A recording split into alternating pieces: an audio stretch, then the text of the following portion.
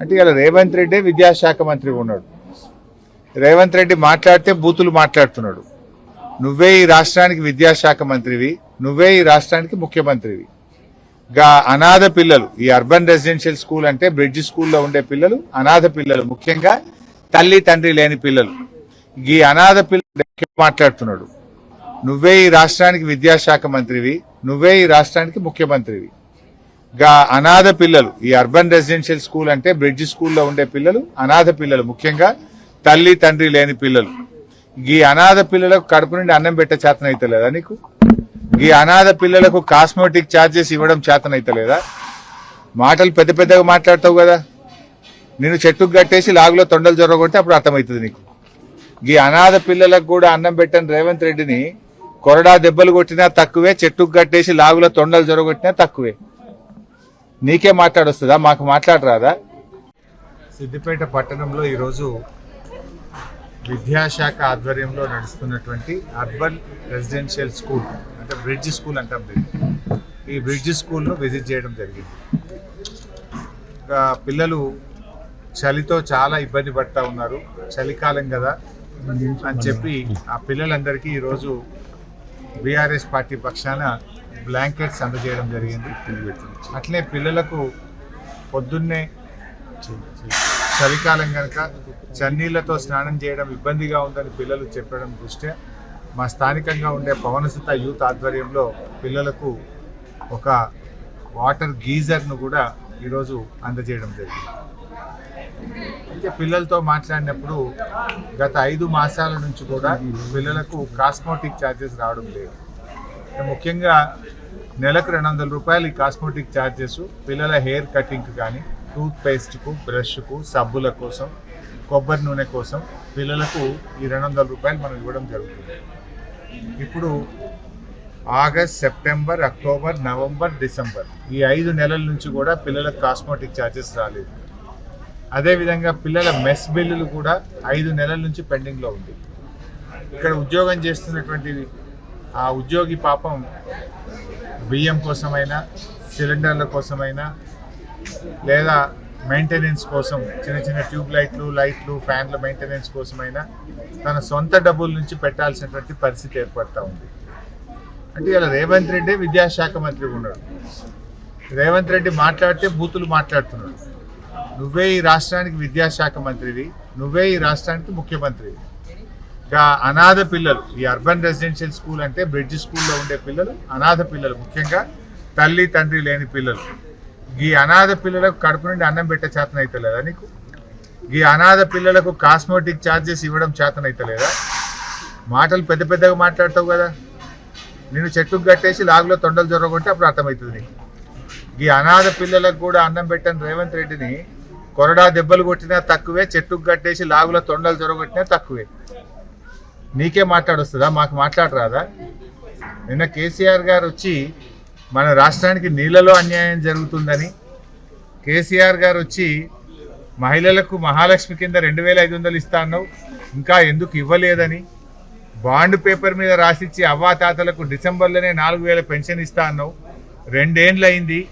ఆనాడు బీఆర్ఎస్ గెలిచిన మొదటి క్యాబినెట్లోనే పింఛన్ 2000 చేస్తా అంటే బరాబర్ ఫస్ట్ క్యాబినెట్లో మొదటి నెలలోనే 2000 ఇచ్చినాం.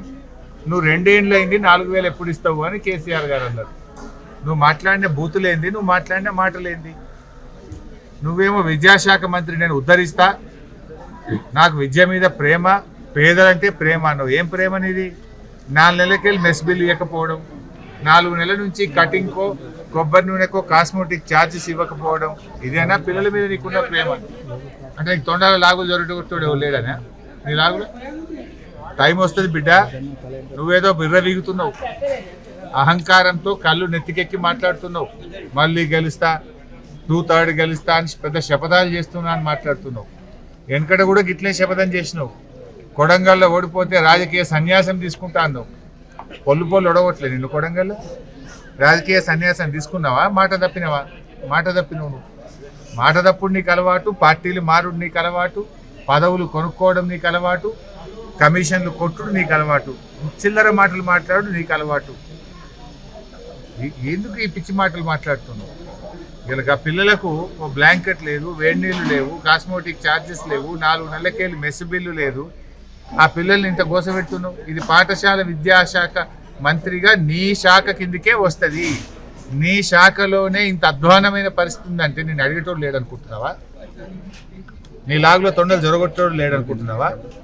నీకేం మాట్లాడొస్తుందా? మాకు మాట్లాడరాదా? మాట అనేది గౌరవం ఇచ్చి పుచ్చుకోవాలి. నువ్వు గౌరవం తప్పినప్పుడు, నువ్వు విలువలు లేకుండా మాట్లాడినప్పుడు ఎదుటి వాళ్ళు కూడా అదే పద్ధతిలో మాట్లాడవలసి వస్తుందనే విషయాన్ని గ్రహించి ఇప్పటికైనా తెలంగాణ తెచ్చిన పోరాట యోధుడు కేసీఆర్, తన ప్రాణాన్ని కూడా త్యాగం చేయడానికి సిద్ధపడ్డ నాయకుడు కేసీఆర్. ఎంపీ పదవిని, కేంద్ర మంత్రి పదవిని, రాష్ట్ర డిప్యూటీ స్పీకర్ పదవిని, ఎమ్మెల్యే పదవులను గడ్డిపోచలాగా వదిలి పోరాడి తెలంగాణ తెస్తే నువ్వు ముఖ్యమంత్రి అయ్యి. నువ్వు కేసీఆర్ లేకపోతే తెలంగాణ కడ్డి, తెలంగాణ లేకపోతే నీ జీవితంలో నువ్వు ముఖ్యమంత్రి అవుతావా? ఎందుకు ఆ పిచ్చి మాటలు మాట్లాడుతున్నావు? వయసులో నీకు తండ్రి లాంటి వాడు, తండ్రి లాంటి కేసీఆర్ గారిని, తెలంగాణ తెచ్చిన కేసీఆర్ గారిని అటువంటి మాటలు మాట్లాడొచ్చునా? నువ్వు ఏ సందర్భంగా ఏం మాట్లాడాలో కూడా తెలియదా నీకు?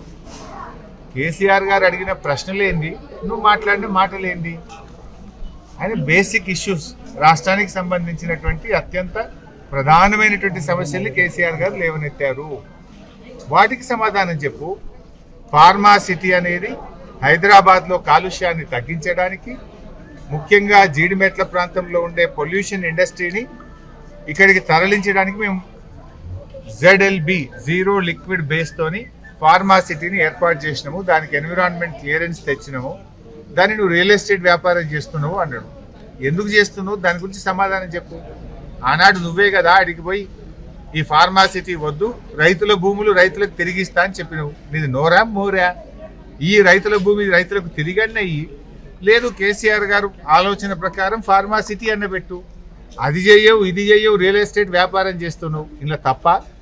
మేము అడిగిన దాంట్లో, కేసీఆర్ గారు అడిగిన దాంట్లో తప్పు ఉన్నదా? ఫార్మా సిటీ పెట్టండి నిజం, రైతులకు భూములు వాపసు ఇవ్వండి నిజం, రియల్ ఎస్టేట్ వ్యాపారం చేస్తున్నది అంతకంటే నిజం. ఉన్న నిజాన్ని మాట్లాడితే ఈ చిల్లర మాటలు ఎందుకు మాట్లాడుతున్నావు? ఒక స్టేట్స్మెన్ లాగా, రాష్ట్ర సాధకుడిగా కేసీఆర్ మాట్లాడితే వీధి రౌడీలాగా నువ్వు మాట్లాడుతున్నావు, చిల్లర భాష మాట్లాడుతున్నావు. ప్రజలు నిన్ను ముఖ్యమంత్రిగా నీకు అవకాశం ఇచ్చింది ఈ చిల్లర మాటలు వినడానిక? చిల్లర మాటలు కాదు కదా. ఈ బడి పిల్లలకు బుక్కడి అన్నం పెట్టే తెలియలేదు నీకు? ఎప్పుడన్నా నువ్వు బడికి పోయి పిల్లలతో మాట్లాడితే కదా. ఇప్పుడు నేను ఈ పిల్లలు అనాథ పిల్లలు. ఇవాళ క్రిస్మస్ పండుగ రోజు ఈ అనాథ పిల్లల పరిస్థితి ఏంటి? ఆ పిల్లలతో కలిసి భోజనం చేద్దామని నేను ఇక్కడికి వచ్చాను. ఆ పిల్లలకు కాస్మోటిక్ ఛార్జెస్ లేవు, 4 నెలలకెళ్ళి మెస్ బిల్లులు లేవు. కోడిగుడ్డు చూస్తే గోటి లెక్క ఉన్నది, అది ఇంతంత. నువ్వు మాట్లాడుతావు ఓ గ్రీన్ ఛానల్, ఇప్పటి నుంచి గ్రీన్ ఛానల్లో పెట్టినాయి. ఇక మొత్తం హాస్టల్లకు పైసలు బరాబర్ గ్రీన్ ఛానల్లో పడతాయి. నువ్వు పడ్డాయా గ్రీన్ ఛానల్లో పడితే మరి 4 నెలలకెళ్ళి ఎందుకు పెండింగ్ ఉన్నది? నీ మాటలు కోటలు దాటుతున్నాయి, చేతలు గడప దాటడం లేదు. నీవు కమిషన్లు ఇచ్చే 10%, 20%కేమో బిల్లులు ఫైనాన్షియల్ క్లియర్ అవుతున్నాయి. SC, ST, BC పిల్లల బిల్లులు ఏమో క్లియర్గా, ఎందుకంటే పిల్లలు కమిషన్లు ఇయ్యరనే కదా నీకు 20% కమిషన్ రాదు కదా. పిల్లలకు కాస్మోటిక్ ఛార్జెస్ ఇస్తే కమిషన్లు ఇచ్చేటోళ్ళకేమో బిల్లులు ఇస్తారు, కాస్మోటిక్ ఛార్జెస్. ఈ పిల్లలు కమిషన్లు ఇయ్యలేరు కనుక వీళ్ళ బిల్లులు పడాయా? కమిషన్ల రాజ్యమేనండి. నువ్వే చెప్పినావు కదా పోయినసారి, మేము హాస్టల్ల బాట బట్టి, గురుకులాల బాట బట్టి పిల్లల ఇబ్బందులను మీ ప్రభుత్వం దృష్టికి తెస్తే నువ్వేం మాట్లాడినావు? లేలే ఇప్పటి నుంచి అంతా గ్రీన్ ఛానల్, పైసలు పడకపోతే తోలు తీస్తా, తోడకలు తీస్తాను. ఇప్పుడు ఎవరు తోలు తీయాలి? నీ తోడకలు తీయాలి. ఇప్పుడు నువ్వు చెప్పుడు పైకి చెప్తున్నట్టు లోపలికి వెళ్ళి ఇత్తలేనట్టు. ఇప్పుడు ఎవరు తోలు తీయాలి, ఎవరు తోడకలు తీయాలి అడుగుతున్నా రేవంత్ రెడ్డిని. నువ్వే కదా విద్యాశాఖ మంత్రి, నువ్వే కదా ఫెయిల్యూర్ ముఖ్యమంత్రివి. మరి ఎవరు తోలు తీయాలి, ఎవరు తోడకలు తీయాలని అడుగుతా ఉన్నా. చిల్లర మాటలు మాను. ఇప్పటికైనా SC, ST, BC హాస్టళ్ళు, గురుకుల పాఠశాలలు, కస్తూర్బా స్కూల్స్, పెండింగ్ మెస్ బిల్లులు, కాస్మోటిక్ ఛార్జెస్ తక్షణమే విడుదల చేయాలని డిమాండ్ చేస్తుంది.